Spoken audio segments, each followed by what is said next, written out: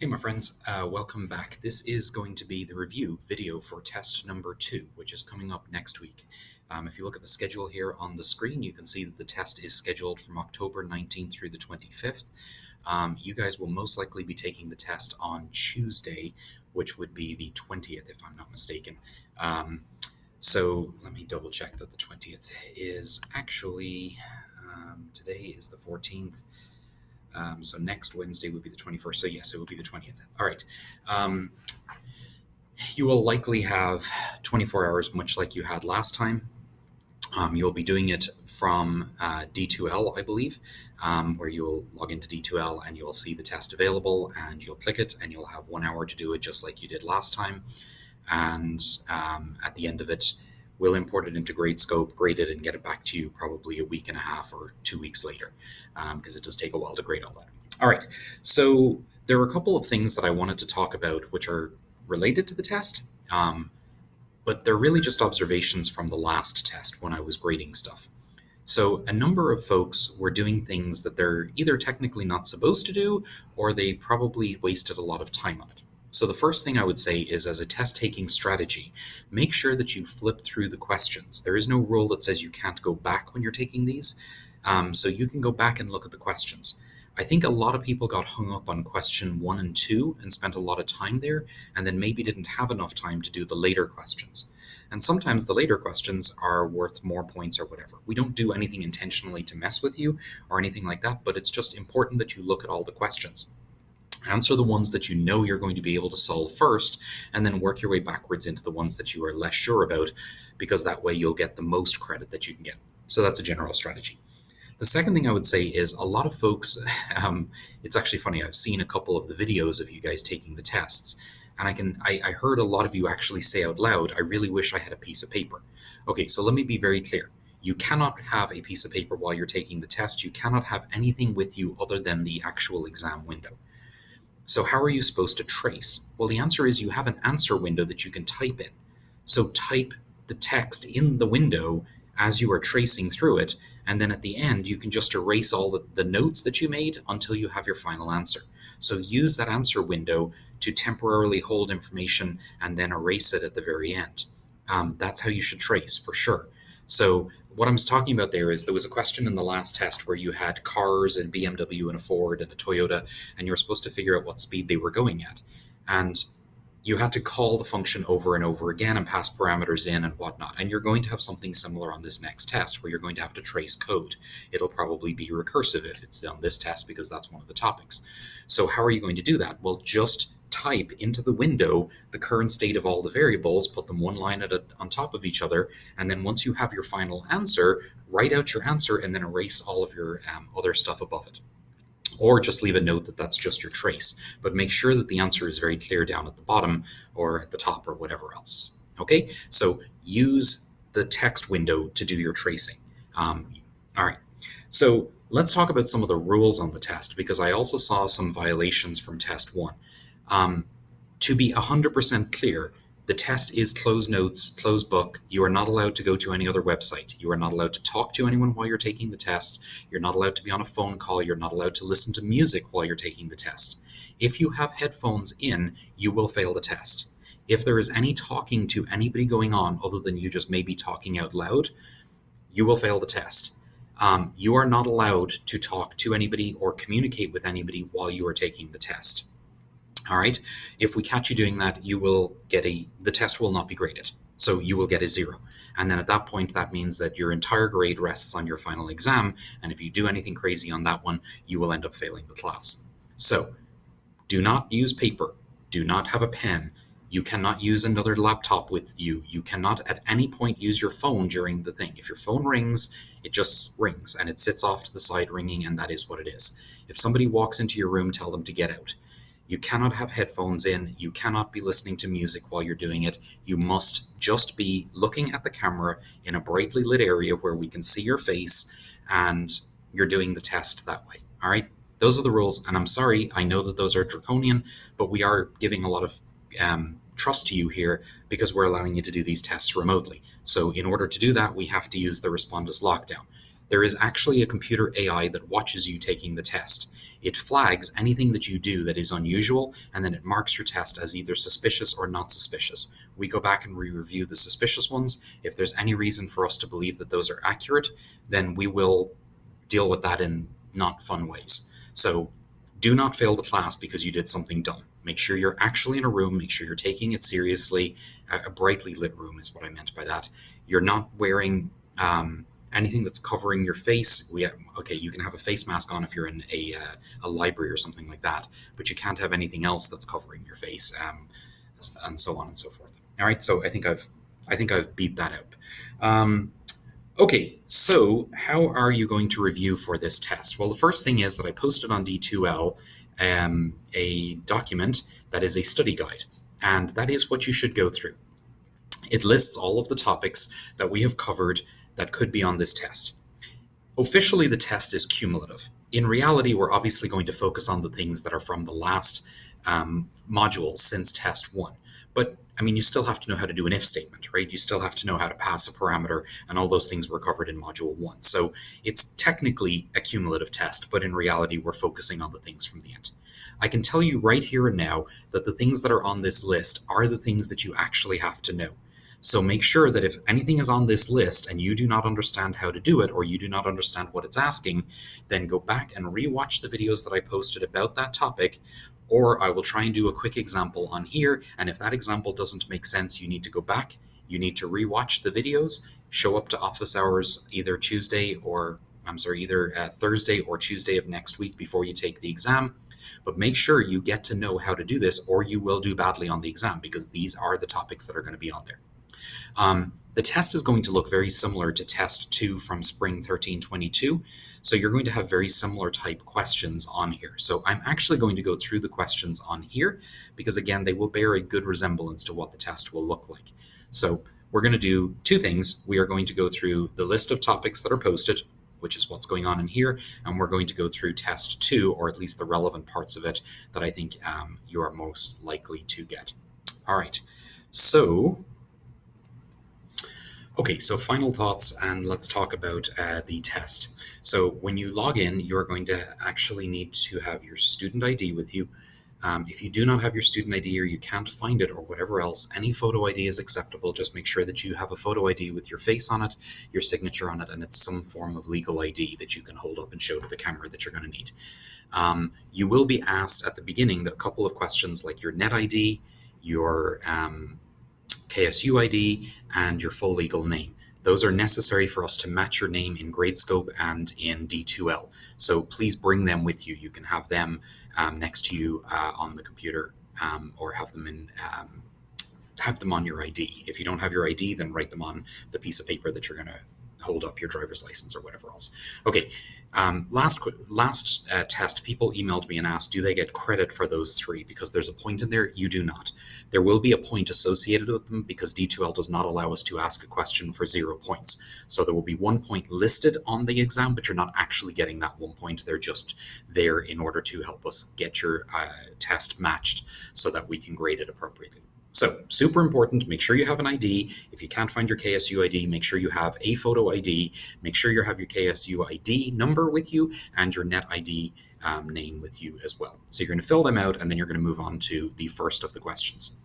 All right, so in spring 2020, spring of this year, the first question on here was to write an abstract class. This is going to be probably a very similar question to what you're going to get this semester.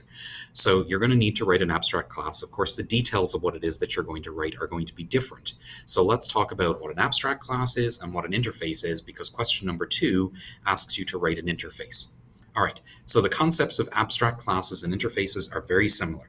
They are both circumstances where you're listing inside of an object or inside of a class definition the methods that are going to exist when somebody extends or derives that class. So in both cases, an abstract class and an interface, you can have an unlimited number of methods that you want to write that somebody implementing that class will have to extend. The difference between an interface and an abstract class is, in an abstract class, you can actually define some of the methods. So there could be things that are universal across all objects of that type that you know the code for, and you can go ahead and write it. The other methods, you're just listing them and saying somebody has to write these methods if they're going to go down this path. In an interface, you cannot write any of the methods. In an interface, all of the methods must be abstract. They must have simply a definition for the header of the message, of the method. So the things that are in common between abstract classes and interfaces are, in both cases, you cannot instantiate them. It is impossible to make an object of an abstract class or of an interface. The only thing you can do is you can inherit them, or implement them is the word for an interface, and then define things. Once you say you're going to implement an interface, you must implement all of the methods that are in that interface. Likewise, for an abstract class, if you implement it, you must implement all of the methods that are in the abstract class. So they work very similarly. There are a couple of things that are nice about interfaces. One of them is that you can implement more than one interface. So you could have, and I think the example that I did in the previous lecture was a cell phone and a phone call and a web browser and a text messaging machine. Your cell phone is an implementation of all of those different things. You could have an implementation of phone call, which is what allows you to type in a phone number and make a call and talk to somebody and blah, blah, blah. You can have an implementation of Surf Web, which allows you to actually type in a URL or type in a search range, and it brings back web pages and renders them for you, and so on and so forth. So there could be an interface for an interface for phone call, an interface for browse web, and you could have a single object, which implements both of those interfaces. So that is a key difference from an abstract class. You can only extend one abstract class in any given method. You can implement more than one interface in any given object. So just to be aware of that. All right, so in the last test, you were asked to write an abstract class person that contains at least 2 attributes and has an abstract method. All right, so the first thing I'm going to tell you is, please read the question. And you do not have to do things that are not asked of you in the question. The reason I say this is when I graded last test, I noticed a lot of you went through and wrote a bunch of getters and setters. You wrote constructors and overridden constructors in some cases, or overloaded constructors in some cases, and you didn't have to do any of that. That's just a waste of time. So unless the question asks you to do something, don't do it. We're not asking you to write a main here. We're not asking you to write anything other than what's in here. So don't waste your time writing a bunch of extra stuff. All right, so I'm going to do this real quick in both languages. Write an abstract class person that contains at least 2 attributes, name and is retired. So I'm going to create a new file. It's going to be person.java. This is the Java version, obviously. I'm going to say public class, or public abstract class person. I believe that was what it was supposed to be called. I'm going to find the window that I actually need, and I'm going to put it in a different window so I can flip back and forth. Where's my replit window? There it is. Okay, so I'm supposed to have at least 2 attributes, name and is retired.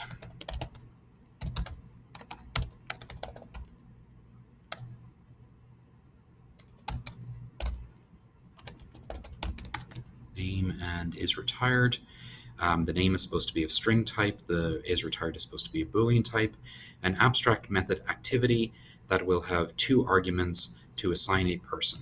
All right, so that's going to be a public abstract void. It looks like it's a void, and it is supposed to be called activity. Okay, and it does not have a body, because this is an abstract class, so I don't know why I put those in there, but it does take 2 parameters, and the 2 parameters were to assign a person's object name, which is going to be a string, and the retirement status, so Boolean, and of course you can call these whatever you want. And then the weirdness is that you put a semicolon at the end of the line because this is an abstract class. You do not have to write anything else. That should actually be fine unless I did something stupid, which of course I did, because that's supposed to be capitalized because we are in Java, and life should now be good. Okay, all right. Then write a concrete class teacher that inherits the person class and implements the abstract method that displays its name and retirement status. I think this is an earlier version of the test, because when I read this earlier, that doesn't make a whole lot of sense. So we're going to do the best we can with it. All right, so teacher.java.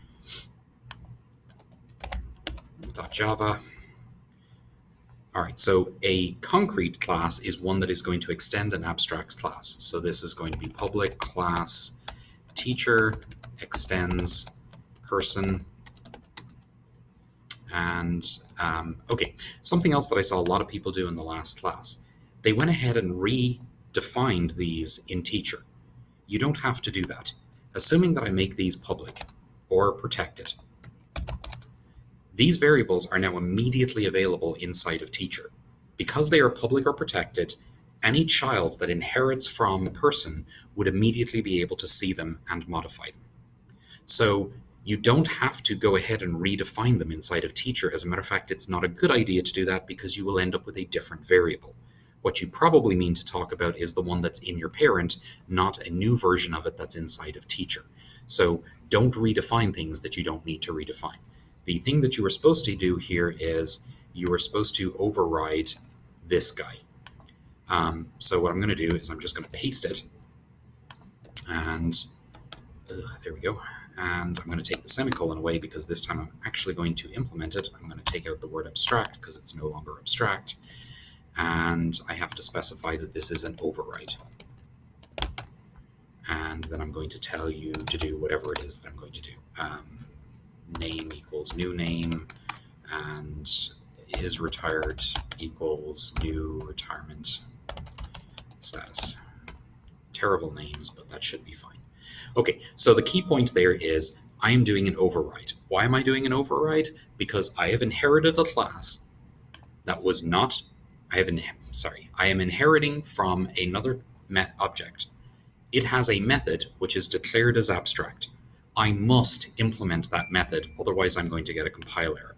If I do not implement this method, for example, if I take out override and I call this activity2, I am going to get a compile error that I am not allowed to do that, because I have said I'm going to extend person, and person is not, person requires me to implement activity. I never implemented activity, ergo there is a mistake. So it is super important that you do that. And then I think the other part of this was there was supposed to be implement the abstract method that displays its name and retirement status. Okay, so again, this doesn't make a whole lot of sense because you're not actually overwriting something, but we're going to say public void do stuff, and it is supposed to system.out.println, and it's supposed to be printing implement an abstract that displays its name and retirement status. So the name is going to be name : plus name, and retirement status is going to be, yeah, this is going to be ugly. It's going to print a 0 or a 1, but that's fine. All right, and that should be that. That should compile, and that should be good. So that is a valid answer to question number 1, as long as you're in Java. All right, let's do that again. This time we are going to do it in C#. So we had, and I'm just going to flip back and forth between the two windows so I can remember what we were supposed to do. We have a public abstract class called person, and it again has all these same things. Again, I'm just going to copy and paste so that I don't have to actually type it all. And the only things that are going to be different here is that's going to be lowercase, that's going to be lowercase, and that is not fully spelled out, and that is not fully spelled out. I think that should be okay. And let's see here. Yes. All right, and then we're going to do the teacher one, which is the implementation of that. And of course, that is going to look something very similar. Instead of the word extends, we are going to have a colon. And instead of the override being there, we're going to type the word override there. And we're going to change that to a lowercase. We're going to change that to a bool. We're going to change nothing else, I think. Nope, hold on. Console.writeline.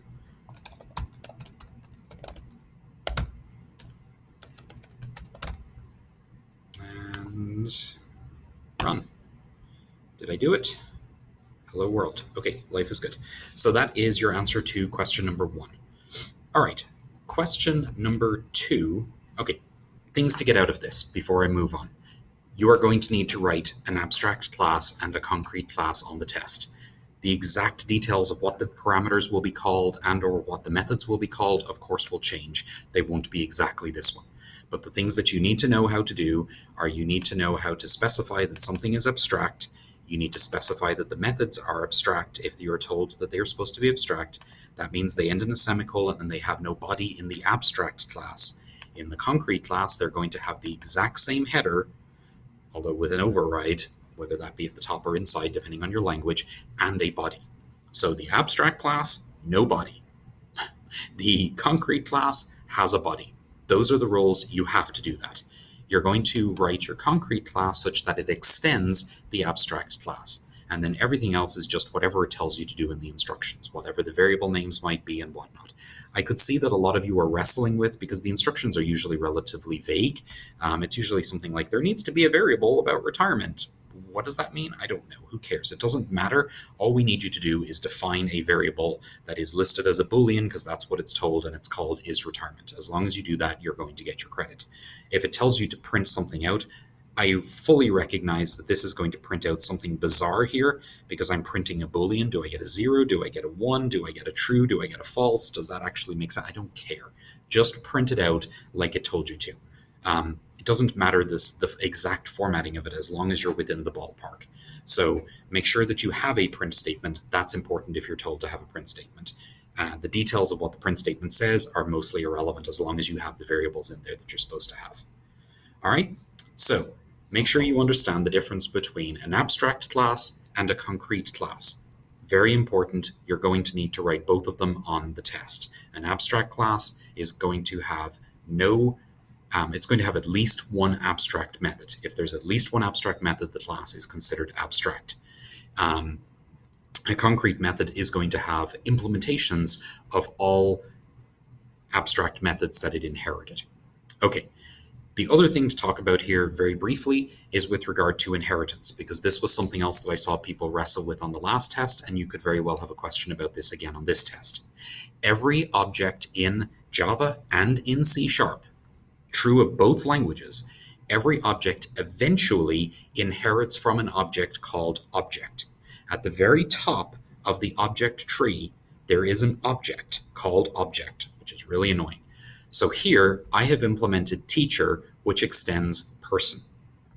Person, I did not extend anything from. However, that implicitly extends object. Object is a magical object that always exists, that has the toString method and a couple of other things that we covered in one of the lectures, but it is always there. So you need to understand that every object in C# and every object in Java, if it does not say that it inherits or extends or implements some other object, it inherently is extending object. All right, just to be clear about that, something to keep in mind. It's an important detail. All right. I also mentioned in here that I was doing an override. I did that in both of the languages. Of course, the syntax is ever so slightly different, but in each case, I did an override. You need to know the difference between an override and an overload. They sound very similar. I even mess them up sometimes when I'm speaking because I'm speaking fast. But an override means that you had a parent who had implemented or declared abstract a method that you are now going to change. That is an override. They will have the same parameters in an override. That is by definition. So this is an override because there's an activity in my parent, which is abstract, and there's an activity in my child, which is concrete, and they have the same parameter list, string new name and Boolean retirement status. Therefore, I am doing an override.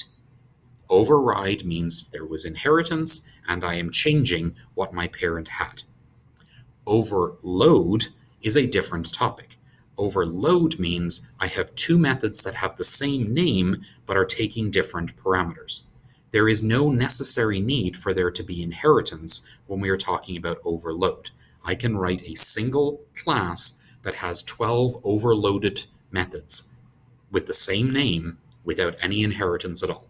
You could also overload something that you inherited, but that's the rarer circumstance. You generally are overriding if there's inheritance, and you are generally overloading when there is no inheritance, or because you're writing multiple different versions of the same method that take in different parameters.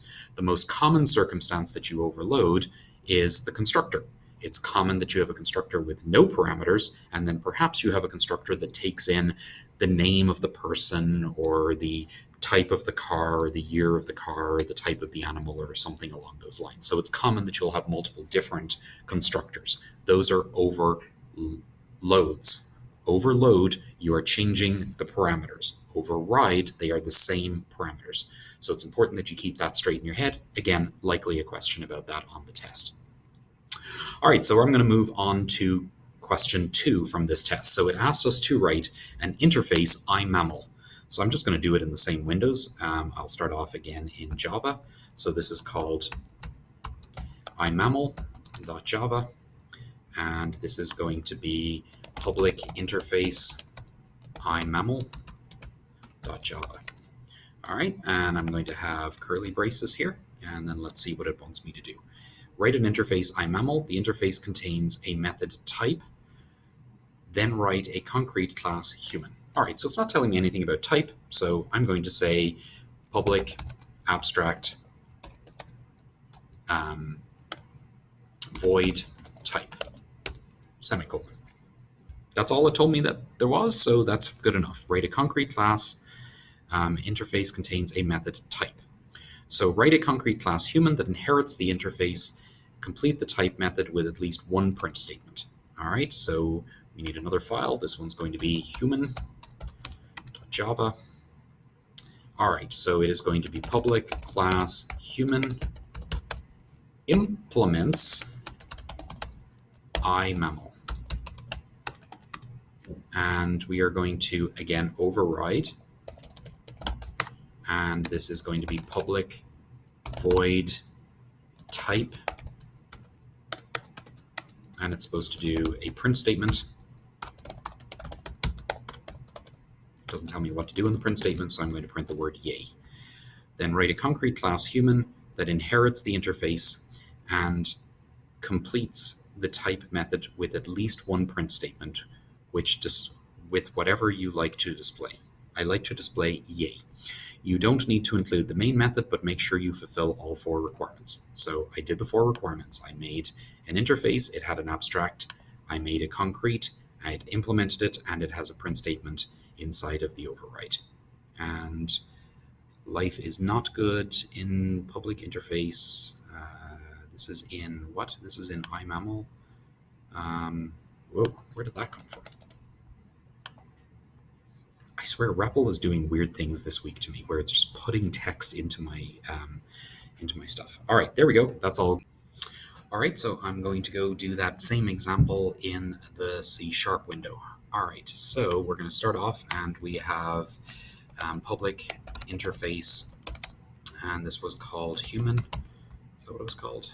Yeah, human was the, oh, iMammal, sorry. iMammal. And that is supposed to have one method called type. All right, you don't have to say abstract here. It is implied in a interface in C#. And then we're going to say public class human implements iMammal. And again, the syntax for implementing an interface versus the syntax for extending a class is the same in C#. It is a colon, so that's why I did public class iMammal, and then I must override type, and this time I have to have a body, and it should have a console.log write line yay. All right, and human does not implement interface type. Best implementing candidate is not public. Yeah, that should be public. Public void type. Okay, and life is good there. All right, so that is how you write an interface and how you implement an interface. If you are going to implement an interface, you must implement all of the methods in the interface. That is a requirement. All right, so hopefully that makes sense. In both of the languages, you will almost certainly have to write an interface. It'll be a very similar question to what you're seeing in the test, so make sure that you can do this from scratch. Actually, make sure you can do this pretty much with your eyes closed. If you can do this and you can do the other question, you're probably going to do good on those questions on the next test, where you're going to have to write an abstract class and you're going to have to write an interface most likely. All right, so the next part of this is which of the following statements are now valid based on all of that? And this is language agnostic. So the question here is, now that we have our abstract classes and our, I'm going to look at the C# window just because they're a little bit more succinct in here. So we have our abstract class person, and we have our teacher, and then we have our interface iMammal and our concrete class human. The question is, in main, which of the following things would I be allowed to do? All right, so let's start off with teacher T1 gets new teacher. All right, so to be clear, teacher is in an implementation of person. So you might say teacher is a person. That should be completely valid. Of course, when you have a class, you're allowed to make new instances of it. So teacher T1 equals new teacher is not controversial. That should run no problem whatsoever. All right. The variable T1 is created, but I never used it. Sure, that's fine. All right, so the next question is teacher T2 gets new person. All right, so let's talk about this. Would I be able to instantiate a person and assign them to teacher? The only way that that's valid is if the type, which is the one that's on the left side, is a parent of the one on the right side. So is person a teacher? The answer to that question is no. So when I run this, I'm going to get an error on that one. Cannot create an instance of the abstract class or interface person. Okay, well, there were actually two problems here. So person is declared as an abstract class. So just by that, I would not be allowed to do this because it's an abstract class. So you cannot ever instantiate abstract classes. You can never instantiate interfaces. All right, so that one is not going to work. So I'm just going to comment it out because it doesn't work. The third one was teacher T3 gets new object. All right. So I mentioned before that every single object in C# inherits from object. So is this allowed? The answer is no, this is not allowed. And again, because it is the wrong direction. If I had said object T3 gets new teacher, that would have worked just fine. Because teacher is below object in the tree. Unexpected symbol, semicolon. So what's important here is that, remember, everybody inherits from object eventually. It may be directly inheriting from object if you have a class that inherits from nobody else, or it may be 2 or 3 steps up the tree to get back to object, but everybody does inherit from object. So this is valid. You can make any object you create and assign it to a variable that is of type object, because everything is an object, and because of polymorphism, you are allowed to do that. So that would work, but the other way does not. So the question with all of these that you have to ask yourself is the thing on the left side a parent of the thing on the right side? If it is, you are good. If it is not, you are not good. You cannot do it if they are the other way around. So again, if this is the parent of this, you will be allowed to do it. So is teacher a parent of human? Is the next question. And I don't remember. I think the answer would be no. So let's see. It was teacher M2 equals new human. It's a very odd thing to write, but anyway. All right, so human implements IMAML. Teacher has no relationship whatsoever to human. So teacher extends person. Person has no relationship to human. I know these words are weird in this circumstance, but I'm just tracing through the code to see if there's a relationship there. There is not. That is going to produce an error because teacher and human are not in the same org chart. All right, cannot implicitly convert type human to teacher because there is no known way to do that. All right, next up we have person p1 equals new person. All right, is this allowable? So let's take a look at person. Person is declared as an abstract class. Ergo, this is not going to work because you cannot make objects of an abstract class. Cannot create an instance of an abstract class or interface person. So nope, that's not going to work either. All right, we're rapidly running through our list here and marking them all off as wrong. All right, let's see. Person P2 gets new teacher. Okay.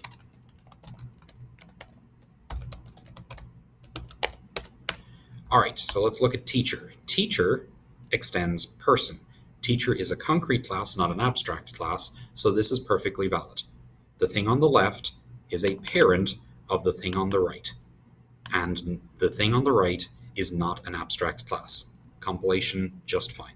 Its complaint is that I never used it, so that's why I'm getting a warning, but it did compile and it did work. All right, so that one is fine.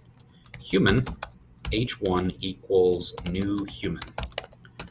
All right, is human a concrete class? Yes, it is. It's implementing IMAML. That should be just fine. They're the same, so therefore, obviously that'll be okay. Yep, that one's good. All right, next up we have human h2 gets new IMAML. All right, two reasons this is not going to work. IMAML is an interface. Ergo, I cannot implement an interface. Type or namespace IMAML could not be found. Are you missing an assembly? And that's not because I misspelled it. It is because I misspelled it. That is a lowercase m. The actual error should have been something related to you can't implement an interface. Cannot create an instance of an interface. Cool. All right, next up we have human h3. I need to comment that one out because that one did not work. Human h3 equals new object. All right, is this going to be allowed? Object is a parent of human. Ergo, not going to be allowed. They're in the wrong direction. The one on the left must be the parent of the one on the right in order for us to do this. So that's not going to work. And then our last one is object O2 gets human. All right. O2, is that what it was? Doesn't matter. Gets new human, and that's going to work just fine as long as human is a concrete class, which human is a concrete class. So the ones that are in green that are commented out do not work. The ones that are the other way do work, and what we were asked to do is to which of the 5 statements A through J are incorrect or false, and in actuality there are more than 5 that are wrong, and you just have to pick 5 of them. All right. The next question is about strings, and we're not going to specifically ask you questions about strings on this test. Again, we reordered the material, so this is not actually really from this test. This is about making substrings and stuff like that. We may ask you to use a string. We're not going to ask you to do specific things with strings. You should probably, in general, be aware of the fact that concatenating strings is done with a plus sign.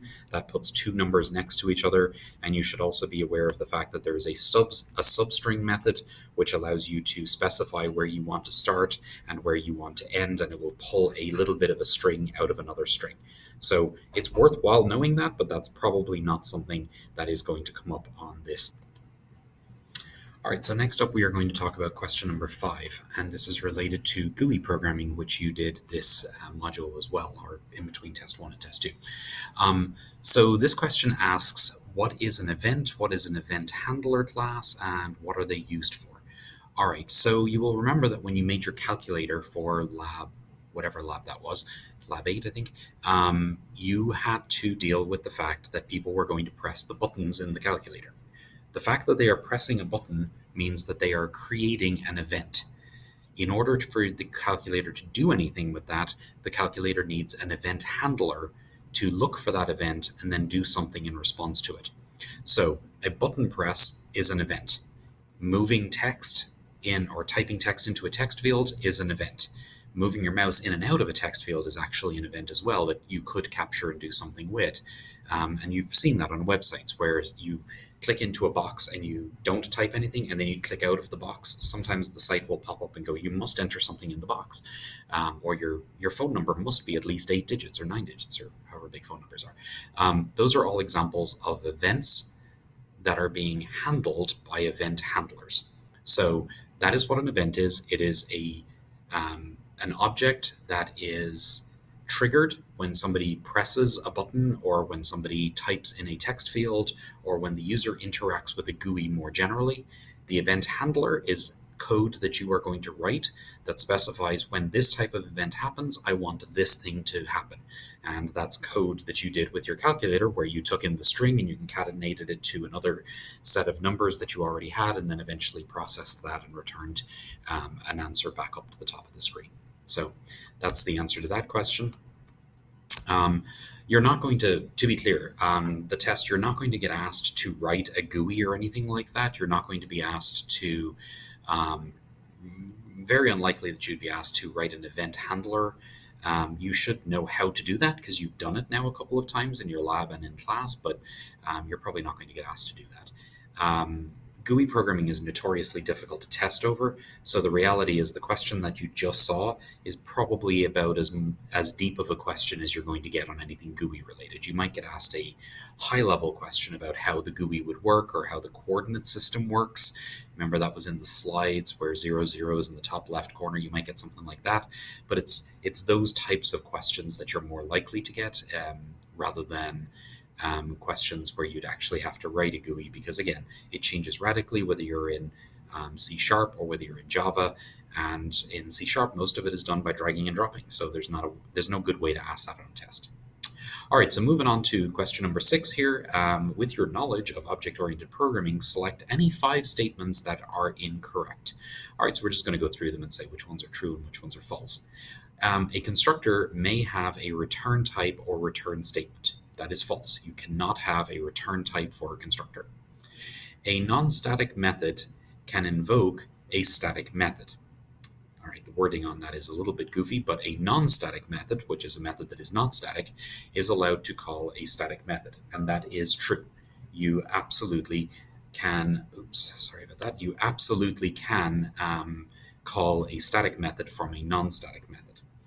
What you cannot do is call, I want to make sure I said that correctly just a second ago because I noticed the text message and then I'm not sure I said the correct thing. Static methods can only call static methods. Oh, good Lord. Okay. Static methods can only call static methods. Non-static methods can call both. I don't know how to make that stop. Make it stop. Hold on one second. Sorry about that. I have now uninstalled Teams. So the problem that I have is that I use this laptop for lots of different stuff, and you don't care. Anyway, moving on. A non-static method can invoke a static method, and that is absolutely true. Static methods can only call static methods, but non-static methods can call both static and non-static. An abstract class can be instantiated to create objects of that class. Absolutely not. You cannot instantiate abstract classes, you cannot instantiate interfaces, which is actually the answer to the next question, D. All methods in an abstract class are abstract by default. That is false. That is a very weirdly worded question, and that's actually what I was clarifying with Deepa, one of the other professors, in the Teams message that you saw popping up just a moment ago, because the wording is weird on that question. It is absolutely the case that if you make any method inside of a class definition abstract, the class is now inherently abstract. But marking the class as abstract does not inherently make all the methods abstract. And to be clear, it is possible to write a concrete method inside an abstract class. It is not possible to write a concrete method inside an interface. Interfaces are all abstract by default. All right, so hopefully that makes sense. So E is false. Having multiple constructors in a class is an example of method overloading. Yes, that is an example of method overloading. When you have more than one constructor, in order for that to be possible, each of the constructors has to have different parameters, ergo you are overloading. If there are different parameters in your methods, then they are overloaded. Same name, different parameters, overload. Same name, same parameters, override. Got it. All right, an abstract method may provide an implementation. No, it may not. It is not abstract if you provided an implementation. So if there's an implementation, it's not abstract. If there's no implementation, it is abstract. That's the definition. When a class implements an interface, the class must implement all of the methods of the interface. Yes, it must. The only way that that would be not true is if the class that's implementing the interface is itself abstract. But as long as it is a concrete class, you must implement all of them. And the weird example that I just gave there, just so that that doesn't get hung up in your brain, if you have an interface, you could have an abstract class that implements the interface and marks some of the methods as abstract, and then later a class which extends the middle class would then have to implement it. So you could postpone to a later moment, but you must eventually implement all of them. So I'm going to go over that one more time because I said a lot of words there. When a class implements an interface, it must implement all the methods in the interface. The answer to that question is yes, it must implement all of the methods in the interface. A concrete class can implement one abstract class and multiple interfaces. That is correct. So you can extend one class, you can implement an unlimited number of interfaces. And you can do both of those at the same time. You can extend A and implement B, C, and D. In C#, you're simply going to have a comma after the first thing, and it will figure out whether it's an interface or an abstract class. In Java, you will say extends this one, implements this one, comma, this one, comma, this one, comma, this one. All right, and then the final one, J, an abstract class may not contain any abstract methods at all. An abstract class may not contain any abstract methods at all. That is false. An abstract class absolutely... Okay, sorry. Yeah, that one is actually true. And sorry, I'm reading it, figuring it out in real time. An abstract class may not contain any abstract classes at all is true. You could have an abstract class where every method is actually implemented. The reason that you might do that is very, very goofy, but it is plausible. All right, so again, abstract classes can have a mixture of concrete classes and abstract classes. If a class has at least one abstract class, at least one abstract method, then the class inherently is abstract. All right, hopefully that makes sense to you. All right, and then the final question is going to be some kind of weird extra credit-y thing where you get a point or two for knowing something. Inheritance is a function, a class, a data type, a process, or a technique. And I would think the answer to that is probably technique, but that's a really weird one. The extra credit questions are always going to be weird. I don't know what to tell you about that. They're there to, I don't know. I just work here. I don't make the actual extra credit questions. Sorry. So they are what they are.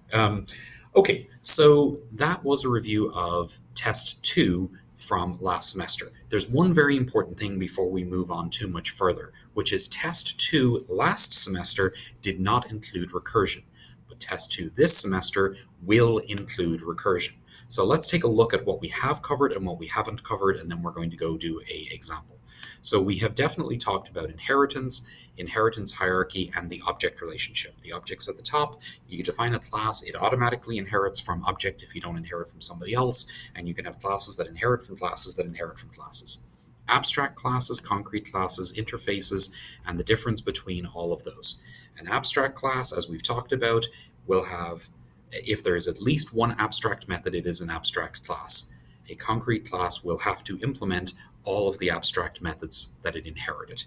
A interface will have only abstract methods, and those are the main key differences. You can implement one, you can extend one, class, you can implement unlimited classes or unlimited interfaces in any given object, in any given class.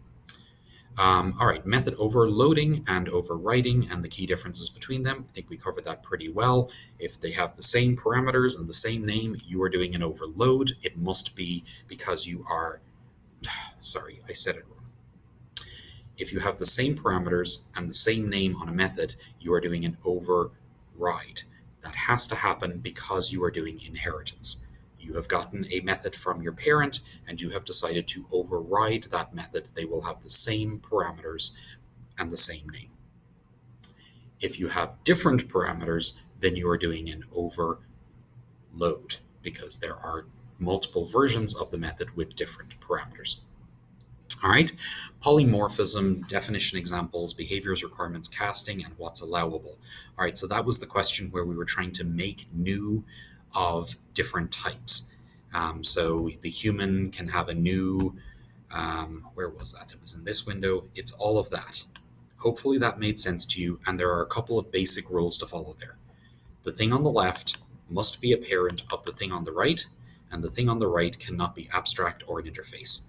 If those rules are true, you're allowed to do it. If they're not true, you're not allowed to do it. That's the short version of the story. All right.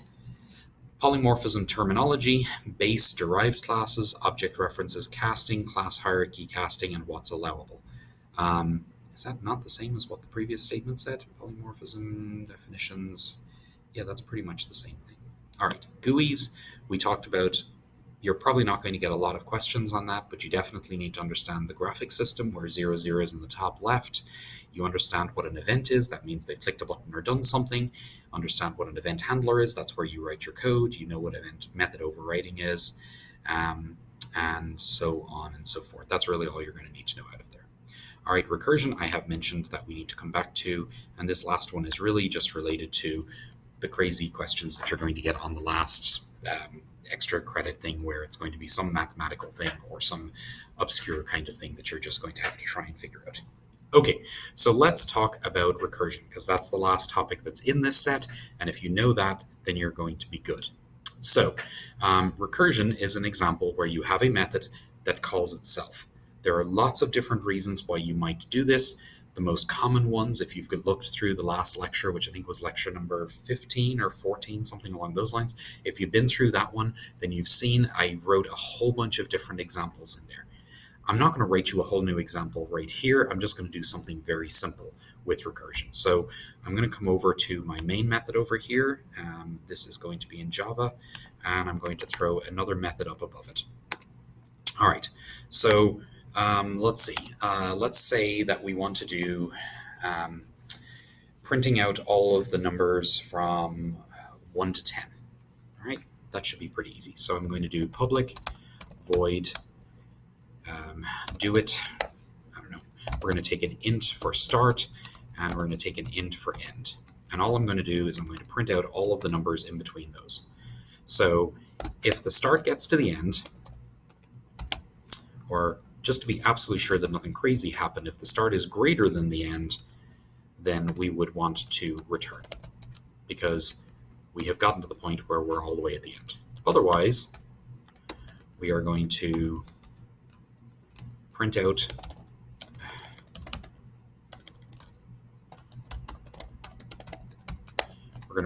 the number, which is going to be start, and then we're going to make a recursive call.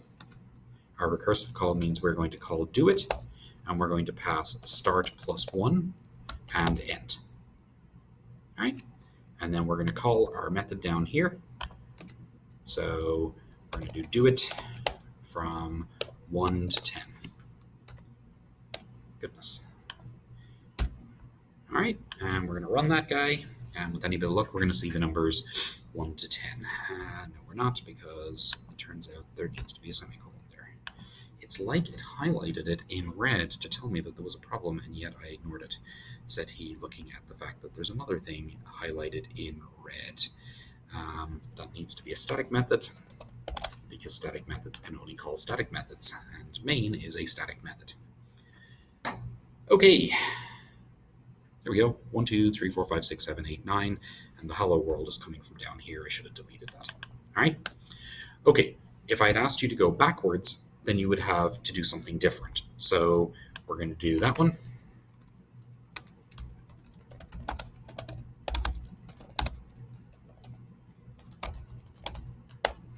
Do it backwards. Okay. All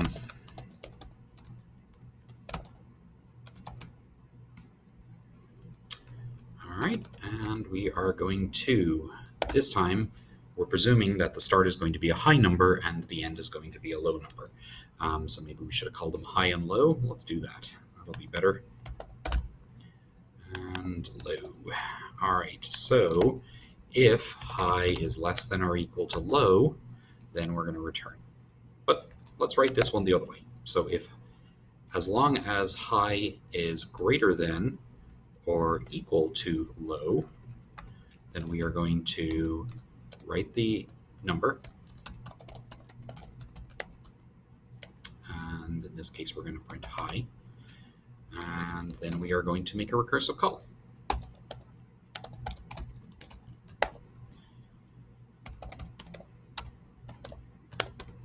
All right, and then we're going to do it backwards from 100 to 10. So it's going to count 1 to 10 because of the do it, and then it's going to do the other one, which is going to go from 100 down to 10. All right, so that is how you write a recursive method. I did them slightly differently just so that you can see two different versions of it, but they are both doing the same thing. There is two very important things that you must always have in a recursive method. Say it with me, kids. The first one is you must have a base condition. The base condition is what is going to terminate the recursion. If you do not have a base condition, it will run forever. The second thing that you must have in a recursive call or an recursive method is a call to yourself where you are passing some parameter that is moving you closer to the base condition. In this case, I am sending myself high minus 1, and my base condition checks that high is above low.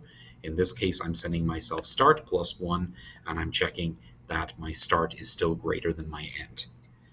It doesn't matter what the function is that you're being asked to write. What matters is that you have those two things in order for recursion to work. You must have a base condition that checks to make sure that something happens and that causes the recursion to stop. And then you must have something that moves you one step closer to that. Most of the time you're doing some kind of math. So the examples that we have seen in class were usually something along the lines of power multiplying something up. I'll do multiply for you. So public static void, int multiply. All right, and it's going to take in an int x and an int y. All right, and I'm going to actually implement multiply. So what does that mean? If I say multiply 2 times 3, what I'm doing is adding 2 to itself 3 times. If I do 2 times 4, then I'm adding 2 to itself 4 times. So basically, this is a loop, but we're going to do it with recursion because we can. So if you ask me for anything multiplied by 1, so if y is equal to 1, then I'm going to return x. So if you say 7 times 1, the answer is 7. If you say 12 times 1, the answer is 12. So anytime you give me times 1, I know that the answer is going to be x. Otherwise, I'm going to have to do some recursion. So I'm going to call multiply, and I'm going to pass it the same x because that hasn't changed, but y minus 1 because I need to move one step closer. And what I'm going to do is I'm going to add that to the current x. So I'm going to return x plus the recursive call for that. Why am I doing that? Because eventually I will get to the point where y is 1, and at that point I'm going to return x. So let's assume, as an example, that I'm doing x equals 4, y equals 3. So we know that the answer to that should be 12. All right, so in the first call, we got x equals 4, y equals 3, and we're now going to have a call to multiply with 4, 2. All right, and what we're adding to that is 4. So my return is that. Okay, that's exactly what this code says. There's a 4, there's a plus, and there's my recursive call with 4 and 1 less on the y. All right, second call, x is going to still be 4, y is going to be 2 this time, and that's going to yield another return where I'm going to make another recursive call, and this time it's going to be 4 plus multiply 4 comma 1. Third call, x is still 4, this time y is 1. So now we know that the answer is 1. I'm sorry, it's 4, because if y is equal to 1, which it is, return x, which is 4. All right, so now as the recursion pops off the stack, each of those numbers is going to get filled in. So we got to this third recursive call because of that statement. We now know that the answer to that is 4, so 4 is going to get filled in there. At that point, you have 4 plus 4, which we know is 8, so the second call ends with the number 8, and the second call got called from here, so 8 is going to get filled in up there. 4 plus 8 is 12, and so that's going to return back to our main method, and bing, we got our answer of 12. And hopefully that makes sense as to how recursion works. So I figured out what the base condition was, which is for multiplication, the base condition is you asked me to multiply something by 1. And then I figured out how to get one step closer to that each time, which is to say, I don't really care about the details, I just know that if I keep going, I will eventually get to that base condition, and along the way, I know that I need to add 4 to whatever the next step is. So if you're trying to write something recursively, you need to figure out what the base condition is, and then you need to think of a very basic example where you're going to have to recurse once or twice. In this case, I had to do 3 recursions, so that was probably a little bit overachieving. I should probably have done 4 times 2, because then I would have had one less step to trace through and to test. If it works for 2, then it'll work for any number greater than 2. That's the beauty of recursion. So don't do it with some crazy big example where you're trying to trace, 4 times 407. That's going to drive you up a tree. If it works for 2 and it works for the base condition, then it will work for anything else as long as you wrote it correctly. All right? So those are your examples of recursion. I would say on the test, you're either going to have to write a recursive method or you're going to have to trace a recursive method. Again, to remind you, if you are having to trace something on the test, use the answer box just like I did here to keep track of what's going on because you don't have paper. So you need to have something where you can write and then you'll be able to figure out what the answer is. So that's what you will use as the box. Okay, so that is everything that is in this list. If you know all of these things, you will do well on the test. If you do not know any of these things that I just covered, then rewind this video and get back to a point where you actually get my example that I just went through, and or go back and watch the previous video from that topic. Remember, you can go back and rewatch my boring videos as often as you want. They will lull you to sleep. So if you're having problems, go back and rewatch it. If it still doesn't make sense, do a Google on it, because recursion is not unique to Java. It's not unique to C#. It is available in every language in the world, pretty much. And in all of those languages, you will have some method of doing recursion which will look very similar. So if you find a video on YouTube that is about recursion, the chances are you are going to get information that is helpful in Java. So go Google recursion Java, recursion C#, whatever your language is, and look at examples that are online. And you'll find one where somebody explains a different example than I just did.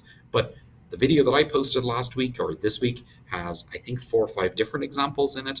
The one I just showed you here, I gave you 3 more examples. Recursion is not difficult, it's just very confusing at first. So make sure you're doing examples and you're making sense of that.